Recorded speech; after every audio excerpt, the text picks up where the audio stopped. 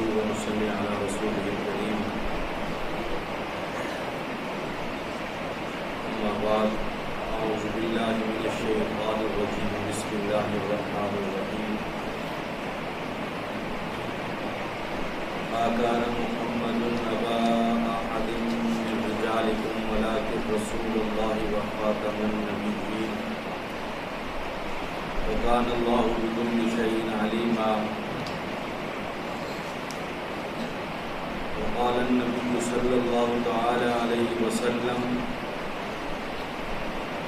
أنا آخر الأنبياء وأنتم آخر الأمم أو كما قال عليه الصلاة والسلام صدق الله العظيم اللهم صل على محمد وعلى آل محمد كما صليت على إبراهيم وعلى آل إبراهيم إنك حميد مجيد اللهم بارك على محمد وعلى آل محمد كما باركت على إبراهيم وعلى آل إبراهيم إنك حميد مجيد رب اشرح لي صدري ويسر لي أمري واحلل عقدة من لساني يفقهوا قولي رب زدني علما رب زدني علما رب زدني علما سبحانك لا علم لنا إلا ما علمتنا إنك أنت العليم الحكيم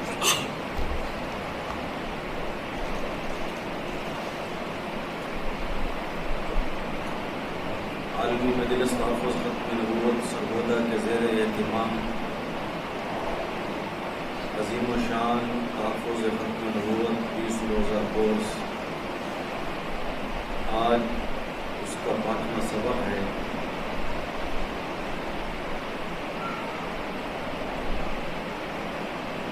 اس سے قبل آپ نے تلاوت کلام پاک سنی، حمد و نعت سنی۔ آج جو میرے ذمہ موضوع ہے فتنہ قادیانیت کا تعارف، آپ ذرا سے گزارش ہے کہ توجہ کے ساتھ دلجمعی کے ساتھ آپ نے گفتگو کو سماعت فرمانا ہے۔ انشاءاللہ العزیز دنیا آخرت کا فائدہ ہوگا۔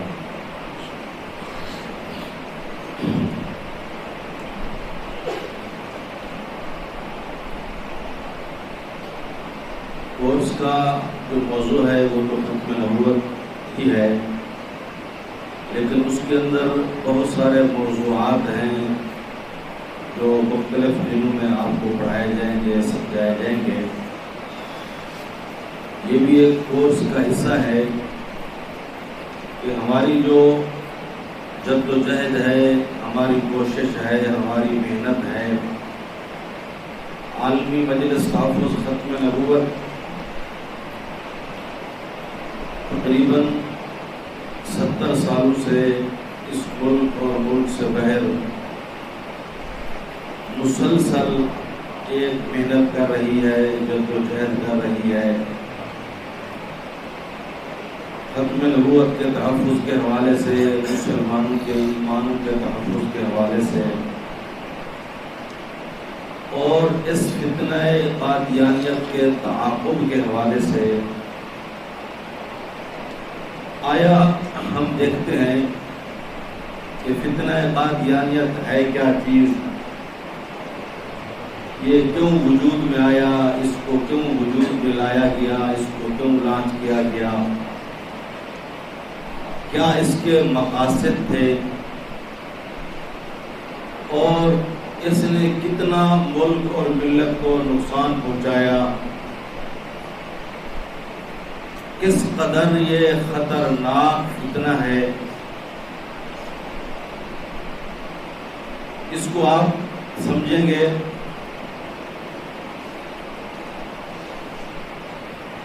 1857 کی جنگ آزادی کے بعد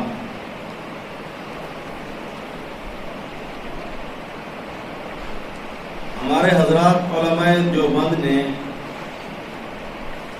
فتویٰ دیا کہ مسلمان کا انگریز کی فوج میں بھرتی ہونا ہونا حرام ہے۔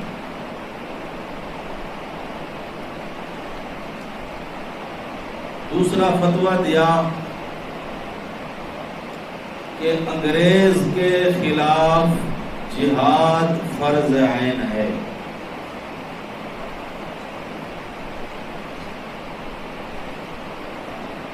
جب یہ دونوں فتوے سامنے آئے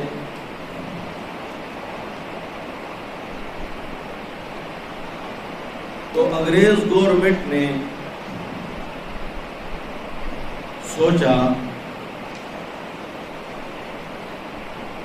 ارجنٹ میٹنگ بلائی، اجلاس بلایا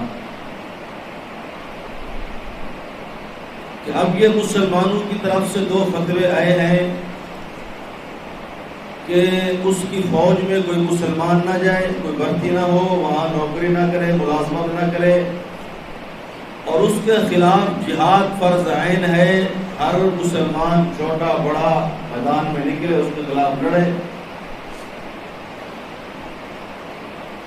اب چونکہ فوج ایک بہت بڑی طاقت ہوتی ہے دشمن کو زیر کرنے کے لیے، دشمن سے لڑنے کے لیے، اگر فوج ہی کمزور پڑ جائے،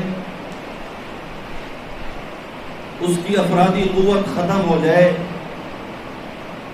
تو مد مقابل بآسانی اس کو شکست دے سکتا ہے۔ اور دوسری بات تھی کہ جہاد فرض عین ہے اور اسلام کا اہم ترین فریضہ ہے، اور مسلمان جب میدان میں اترتا ہے تو اس کا ایک مقصد ہے کہ اگر میں شہید ہو گیا، اگر میں مارا گیا تو کامیاب ہوں، اگر میں واپس آ گیا تو میں غازی ہوں۔ لیکن کافر کا تو کوئی نظریہ نہیں ہے، وہ تو بہت بزدل ہے، موت سے ڈرتا ہے، موت سے گھبراتا ہے، لیکن مسلمان کی شان تو یہ نہیں ہے کہ وہ موت سے گھبرائے یا میدان جنگ سے پیٹھ دکھائے۔ بہرحال انگریز نے بیٹھے سوچا کہ اب ہم نے ان دونوں فتووں کا کیسے مقابلہ کرنا ہے۔ انہوں نے کہا کہ جہاد دین اسلام کا فریضہ ہے، اور جتنے دین اسلام کے فرائض اور ارکان ہیں ان ارکان کو نافذ بھی اللہ کا نبی کر سکتا ہے، اگر کہیں ضرورت پڑے تو ان کو ختم بھی اللہ کا نبی کر سکتا ہے۔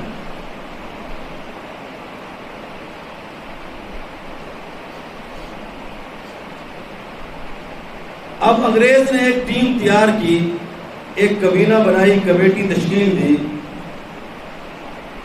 اس کمیٹی کے ذمہ لگایا کہ آپ بر صغیر کا دورہ کریں،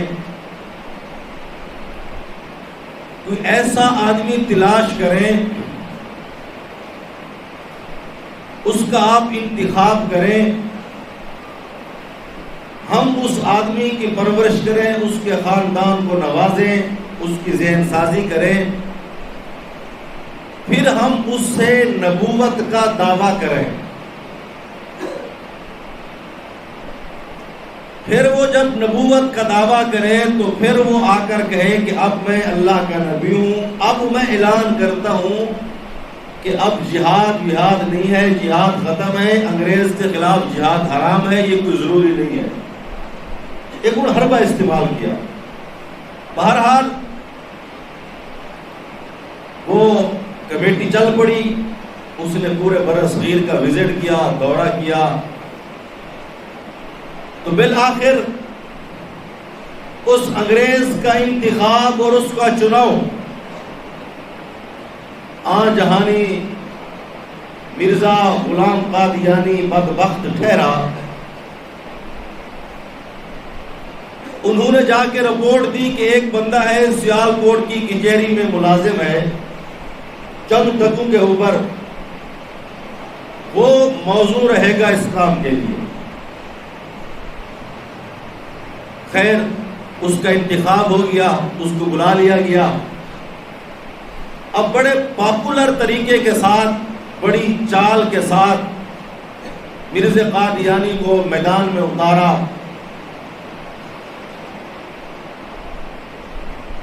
مسلمان کے روپ میں ایک بہت بڑے مناظر کے روپ میں، ایک لیڈر کے روپ میں اب اس نے آ کر عیسائی پادریوں سے بڑے بڑے مناظرے کیے، ان کو چیلنج کیے۔ اب لوگ اس کے ساتھ ملتے گئے۔ وہ ایک لیڈر کے طور پہ بظاہر سامنے آیا کہ یہ تو بڑا ہمدرد ہے مسلمانوں کا، عیسائیوں کے ساتھ مناظرے کر رہا ہے، مباحثے کر رہا ہے، مناظرے کر رہا ہے، مجادلے کر رہا ہے۔ لوگ ملتے گئے۔ اس کے پیچھے اس کی انگریز ساری پرورش کر رہا تھا، انگریز اس کو لانچ کر رہا تھا ساری چیزیں۔ بالآخر کرتے جب ایک ہجوم اس کے ساتھ تیار ہو گیا، اصل پیچھے جو انرجی تھی، جو طاقت تھی، جو سپورٹ تھی، وہ تو انگریز کی تھی۔ وہ آئے دن نئے منصوبے تیار کر رہا تھا کہ اب اس کو کیا ہدایات دینی ہے، اب کیا دینی ہے۔ جب ایک اچھا خاصا ہجوم بن گیا، وہ اس معاشرے میں ایک بڑا مناظر کے طور پہ یا یوں کہہ لیں عالم کے طور پہ سامنے آیا، تو اس نے پھر مختلف دعاوی شروع کیے، مختلف دعاوی کہ اب میں مجدد ہوں، ملہم من اللہ ہوں، میں مہدی علیہ رضوان ہوں، میں عیسیٰ علیہ السلام ہوں۔ یہ مختلف وہ دعاوی کرتے رہا تفصیل کے ساتھ۔ بالآخر 1901 کے اندر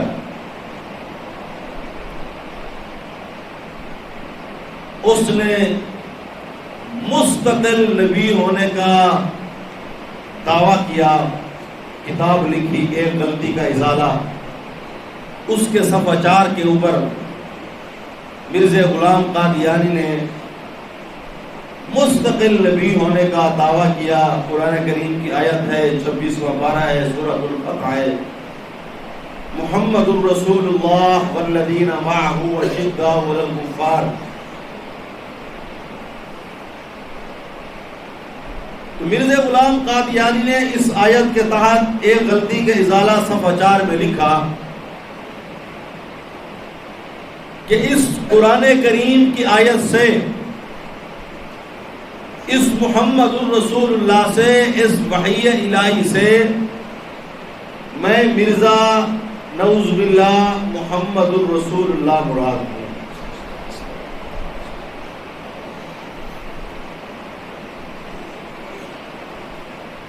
جب اس کا یہ دعویٰ سامنے آیا، اس دعوے سے پہلے جب اس کے مختلف دعاوی سامنے آئے تو اس وقت کی جتنی دینی قیادت تھی، علماء کرام تھے، سب سے پہلے علماء لدھیانہ نے مرزا قادیانی کے خلاف کفر کا فتویٰ دیا کہ مرزا قادیانی کے یہ جو عقائد ہیں، نظریات ہیں، یہ مسلمانوں والے نہیں ہیں۔ جب اس نے نبوت کا دعویٰ کیا، پھر تو مستقل فتویٰ آ گیا تمام علماء کرام کا، تمام مسالک کا۔ پھر اس وقت کے جتنی دینی قیادت تھی، وہ تمام مسالک کے لوگ، علماء کرام اس کے خلاف میدان میں آئے اور اس کا بہت بڑا علمی پاس مارٹم کیا اور اس کو ناخن چنے چبوائے۔ حضرت مولانا ثناء اللہ بصری رحمۃ اللہ علیہ اس وقت کے جتنے ہمارے حضرات تھے تو انہوں نے اس کے ساتھ مناظرے کیے، مجادلے کیے، مباحثے کیے، اس کو ہر میدان میں شکست دی۔ بالآخر یہ سلسلہ چلتا رہا۔ ہمارے ایک بزرگ گزرے ہیں، حضرت پیر مہر علی شاہ صاحب گولوی رحمۃ اللہ علیہ، سید عطا اللہ شاہ بخاری رحمۃ اللہ علیہ کے پیر تھے، حضرت مہر علی شاہ صاحب رحمۃ اللہ علیہ۔ حضرت پیر مہر علی شاہ صاحب رحمۃ اللہ علیہ تشریف لے گئے مکہ المکرمہ، عمر کا آخری حصہ تھا، نیت یہ کی کہ اب واپس نہیں آئیں گے، اب وہاں پر رہیں گے، پتہ نہیں کب اللہ کی طرف سے بلاوا آ جائے، جنت البقیع میں جنت المالا میں دفن ہو جائیں گے، واپس ہندوستان نہیں آئیں گے۔ خیر وہاں پہنچے، وہاں پر حضرت حاجی امداد اللہ مہاجر مکی رحمۃ اللہ علیہ، ان سے ملاقات ہوئی تو حاجی صاحب رحمۃ اللہ علیہ نے پیر مہر علی شاہ صاحب رحمۃ اللہ علیہ کو بیعت فرمائی۔ پیر مہر علی شاہ صاحب رحمۃ اللہ علیہ نے بیعت کی، ان کے ہاتھ کے اوپر ایک تعلق جڑ گیا مرشد اور مرید کا، پیر اور مرید کا۔ تو حضرت حاجی امداد اللہ مہاجر مکی رحمۃ اللہ علیہ نے حضرت پیر مہر علی شاہ صاحب رحمۃ اللہ علیہ سے فرمایا کہ آپ جلد واپس ہندوستان چلے جاؤ، وہاں ایک فتنہ اٹھنے والا ہے، اللہ آپ سے اس فتنے کے خلاف کام لیں گے۔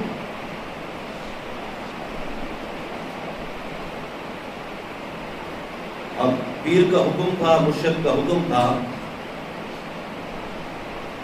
تو حاجی صاحب رحمۃ اللہ جب ان سے فرمایا تو پیر مہر علی شاہ صاحب فرماتے ہیں کہ میں نے ایسا تیاری شروع کر دی، لیکن میرے علم میں نہیں تھا کہ کون سا فتنہ ہے،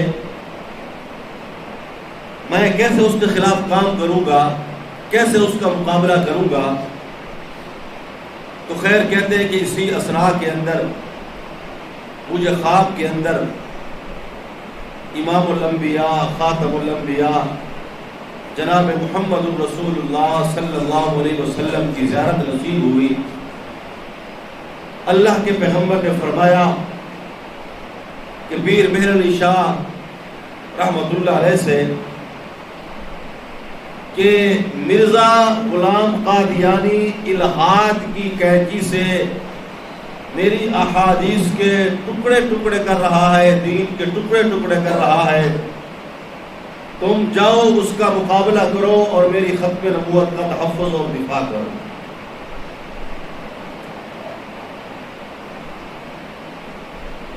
تو خیر پیر مہر علی شاہ صاحب رحمۃ اللہ علیہ واپس آئے۔ یہاں پر علماء نے ایک بات لکھی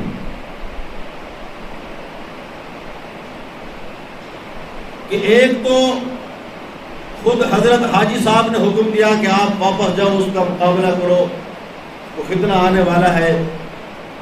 دوسرا خود نبی علیہ الصلوۃ والسلام نے فرمایا کہ جا کر مرزا غلام قادیانی کا مقابلہ کرو اور اس کا تعاقب کرو اور میری ختم نبوت کا کام کرو۔ پیر مہر علی شاہ صاحب رحمۃ اللہ علیہ مکہ میں تھے، مدینہ میں تھے، اور آج ہر مسلمان کی یہ خواہش ہے، تڑپ ہے کہ یا اللہ ہمیں حرمین شریفین کی زیارت نصیب فرما۔ آپ بھی کہہ دو آمین۔ مبارک گھڑیاں ہیں، قبولیت کا وقت ہے، اللہ سن لے اور ضرور سنتے ہیں، اللہ ہم سب کو لے جائے، آمین۔ آج ہر مسلمان کی خواہش ہے، کوشش بھی کرتا ہے، پیسے بھی جوڑتا ہے، اسباب کے درجے میں ساری چیزیں اللہ لے بھی جاتا ہے، اور پھر وہ دین کا مرکز ہے، وہاں کے انوار و برکات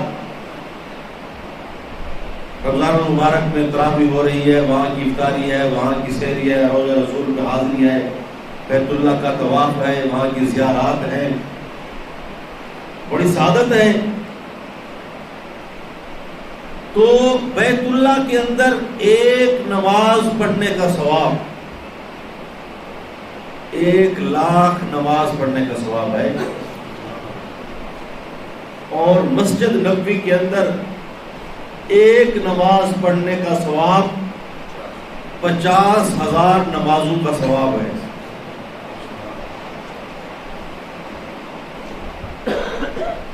پھر حضور نے فرمایا کہ جس شخص نے میرے روزے کی زیارت کی اس پر شفاعت میری واجب ہے۔ کتنی بڑی نعمت ہے۔ اس کے ساتھ جب آپ صلی اللہ علیہ وسلم نے حضرت پیر مہر علی شاہ صاحب سے فرمایا کہ آپ واپس چلے جاؤ،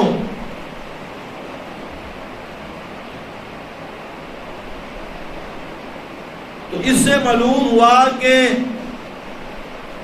حضرت پیر مہر علی شاہ صاحب کو یہ کہا جا رہا ہے کہ بیت اللہ کی مسجد حرام کی 1,00,000 نمازوں کے ثواب کو چھوڑو، مسجد نبوی کی 50,000 نمازوں کے ثواب کو چھوڑو، بیت اللہ کی زیارت، بیت اللہ کا طواف، روضہ رسول کی زیارت، ان سارے اعمال کو چھوڑو اور جا کر مرزا قادیانی کا تعاقب اور اس کا مقابلہ کرو۔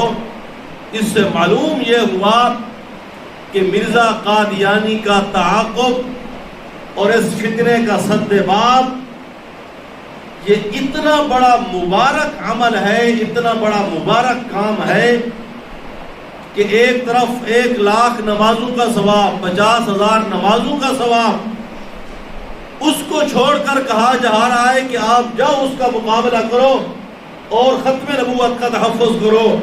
اس سے معلوم یہ ہوا کہ اگر ختم نبوت محفوظ ہے تو بیت اللہ محفوظ ہے، ختم نبوت محفوظ ہے، مسجد نبوی محفوظ ہے، ختم نبوت محفوظ ہے، حضور کا روضہ مبارک محفوظ ہے، ختم نبوت محفوظ ہے تو مکہ مدینہ محفوظ ہے، ختم نبوت محفوظ ہے تو دین کا مرکز محفوظ ہے۔ اور پیر مہر علی شاہ صاحب رحمۃ اللہ علیہ تشریف لائے اور آ کر مرزا قادیانی کا مقابلہ کیا، اس کا تعاقب کیا۔ بڑی تفصیلی اس میں بحث ہے، یا صرف 2 باتیں عرض کرتا ہوں۔ حضرت پیر مہر علی شاہ صاحب رحمۃ اللہ علیہ جب آئے اور مرزا قادیانی کو چیلنج کیا تو مرزا قادیانی نے کہا کہ آپ کا اور میرا مقابلہ اس طرح ہوگا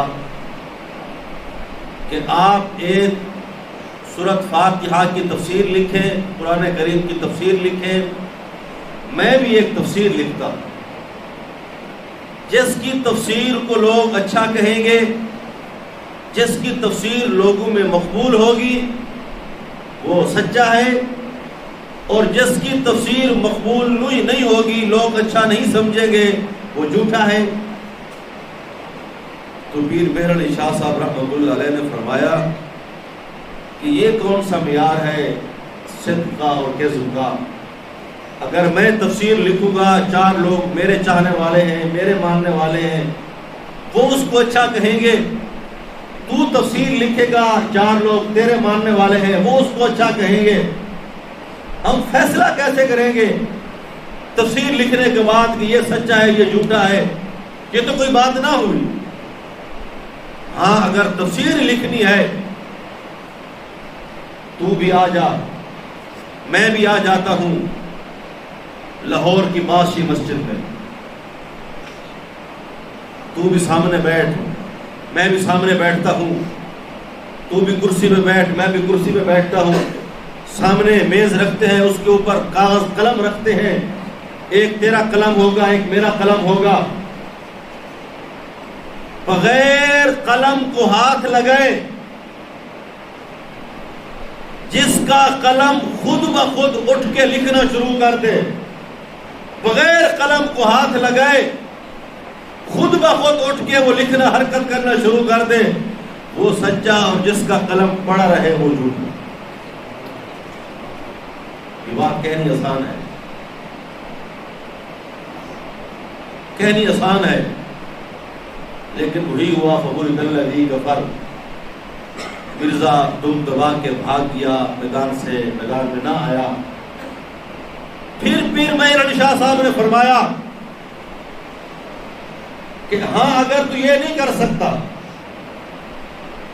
تو بھی آ لاہور کی باسی مسجد میں، میں بھی آتا ہوں، ہم دونوں مسجد کے مینار پہ چڑھتے ہیں، ہم دونوں وہاں سے چھلانگ لگاتے ہیں نیچے، جو زندہ بچ گیا وہ سچا اور جو مر گیا وہ جھوٹا۔ لیکن پھر بھی وہ نہ آیا۔ تو میں کہنا چاہتا ہوں ذریت قادیانیت کو کہ آج بھی یہ دونوں چیلنج مرزا غلام قادیانی اور قادیانیت کے اوپر قرض ہے پیر مہر علی شاہ صاحب کے، کہ آج تک کوئی قادیانی دنیا جہان کا ان کا جواب نہیں دے سکا اور میدان میں نہیں آ سکا۔ تو حضرت پیر مہر علی شاہ صاحب رحمۃ اللہ علیہ نے اس قدر اس فتنہ قادیانیت کا، مرزا قادیانیت کا تحفظ کیا اور مقابلہ کیا۔ ہمارے ایک اور بزرگ گزرے ہیں حضرت علامہ محمد انور شاہ کشمیری رحمۃ اللہ علیہ، بہت بڑے عالم تھے، بہت بڑے محدث تھے، بہت بڑے فقیہ تھے۔ اگر آدمی صرف ان کی شخصیت اور ان کے علمی قد کاٹ کے اوپر گفتگو کرے تو اس کے لیے بہت سارا وقت درکار ہے۔ ایک واقعہ ان کا آتا ہے کہ دارالعلوم دیوبند کے اندر استاد ہیں، استاد الحدیث ہیں، شیخ الحدیث ہیں۔ دارالعلوم دیوبند کی جو انتظامیہ تھی انہوں نے کہا حضرت علامہ محمد انور شاہ کشمیری رحمۃ اللہ علیہ سے کہ مصر کے کتب خانے میں ایک کتاب ہے اور وہ کتاب ہمارے لائبریری میں، ہمارے کتب خانے میں نہیں ہے، ہم نے بڑی چھان بین کی، وہ کہیں نہیں مل رہی، اطلاع ملی ہے کہ وہ کتاب وہاں موجود ہے، ہم آپ کو مدرسے کی طرف سے ٹکٹ دیتے ہیں، آپ وہاں جائیں اور وہ کتاب لے کر آئیں۔ توجہ کرنا، حضرت وہاں پہنچے، وہاں کی انتظامیہ سے ملے، کہا کہ دیوبند سے آیا ہوں، فلاں کتاب ضرورت ہے۔ تو انہوں نے کہا کہ ہمارے پاس بھی ایک نسخہ ہے، ہم آپ کو نہیں دے سکتے، 2 نسخے ہوتے، 3 ہوتے، ایک آپ کو دے دیتے، ہمارے پاس بھی ایک نسخہ ہے، ہم کو آپ کیسے دے دیں؟ تو حضرت علامہ محمد انور شاہ کشمیری نے فرمایا کہ چلو کتاب نہیں دے سکتے، اتنی اجازت دو کہ میں وہ کتاب لکھ لوں، وہ کتاب مجھے دے دو، میں وہ اتار لوں دوسرے کاغذ پہ وہ لکھ لوں۔ تو انہوں نے کہا کہ اس کی بھی آپ اجازت نہیں ہے۔ تیسری بات کی کہ چلو لکھنے بھی نہیں دیتے، کتاب بھی نہیں دیتے، چلو اس کو میں دیکھ لوں، مطالعہ کر لوں۔ کہا یہ مطالعہ کر لوں، دیکھ لو اس کو۔ خیر مطالعہ کیا، پڑھا، پڑھ کے واپس آ گئے اور کہا کہ وہ کتاب نہیں ملی۔ مدرسے کی انتظامیہ نے کہا ہم نے آپ کو ٹکٹ دیا تھا مدرسے کے فنڈ میں سے کہ آپ وہ کتاب لیں، لہٰذا آپ کتاب تو نہیں لا سکے، ابھی جو خرچہ ہوا ہے مدرسے کا، مدرسے کے فنڈ میں سے، یہ کہاں جائے گا؟ تو خیر مدرسے کی انتظامیہ نے کہا کہ آپ یہ خرچہ میں واپس کریں گے اس صورت میں کہ ہر مہینے اپنی تنخواہ سے پیسے کٹوائیں گے۔ انہوں نے کہا ٹھیک ہے، بھول ہے۔ خیر رات کو گھر گئے، جب صبح واپس آئے تو وہ ساری کی ساری کتاب الف سے لے کر والناس تک A to Z مکمل وہ لکھ کے آگے دارالعلوم دیوبند کے انتظامیہ کے دفتر میں جمع کرائی کہ یہ وہ کتاب ہے اور اس کتاب میں یہ غلطیاں تھیں. ان غلطیوں کی بھی نشاندہی کر دی کہ اس میں یہ غلطیاں تھیں، میں نے صحیح کر دی ہیں، اور کتاب لکھ کے ان کے سامنے کر دی. جب انہوں نے دیکھا تو وہ حیران ہوئے، یہ کیا ہوا؟ تو پھر دارالعلوم دیوبند کی انتظامیہ نے وہی نسخہ لکھا ہوا وہاں مصر بھیجا کہ آپ کے اس نسخے میں یہ غلطیاں ہیں، یہ وہ مسودہ ہے جو علامہ انور شاہ کشمیری نے لکھا ہے. جب وہاں پہنچا تو وہ بھی سر پکڑ کے بیٹھ گئے کہ 1 گھنٹے کے لیے اس کو کتاب دی دیکھنے کے لیے، مطالعے کے لیے. یہ کیا ہوا؟ تو ان مصر کے اس کتب خانے کے انتظامیہ نے جب وہ نسخہ دیکھا تو اس کے اوپر مہر لگائی اور لکھا کہ حضرت امام بخاری رحمت اللہ علیہ کے بعد اگر کوئی ذہین شخصیت اس دنیا میں آئی ہے تو وہ علامہ انور شاہ کشمیری ہے. اتنے بڑی ذہین شخصیت، اس طرح کے ہزاروں واقعات ہیں، ان کے سینکڑوں واقعات ہیں. ان کے مقدمہ بہاولپور مشہور مقدمہ ہے، یہ بر صغیر